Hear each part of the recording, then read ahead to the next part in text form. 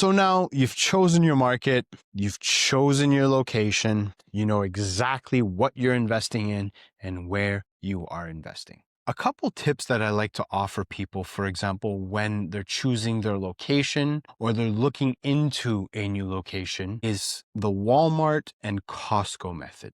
Now, you're often thinking, Walmart and Costco, what does this have to do with housing? And I hear this all the time. You see, Walmart and Costco both spent millions of dollars on market research before they open a location. So you could be assured that if there is a Walmart or a Costco in that location, that it's because they've spent the money on market research to guarantee that there is a demand for their essential everyday products. And it's safe to say, if there's a demand for essential everyday products at a Walmart or a Costco, there's going to be a demand for housing in the area. So I myself, even after 10 years of becoming a real estate investor, I often look for a Walmart or a Costco anytime I'm looking to invest in a new area.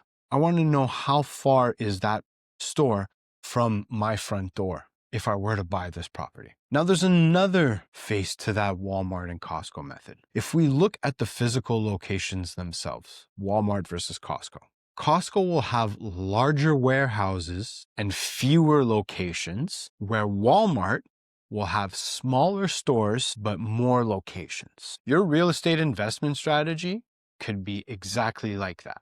You see, if you're looking to, for example, buy and hold, you could implement the Walmart method or the Costco method. You could buy fewer buildings but larger buildings, for example, 20, 25 doors, or you could buy smaller buildings but more, for example, 4 to 6 doors. I highly encourage you to look into this Walmart versus Costco method. At the beginning of my career, it helped me determine what type of product I was looking to purchase. For example, I chose the Walmart method.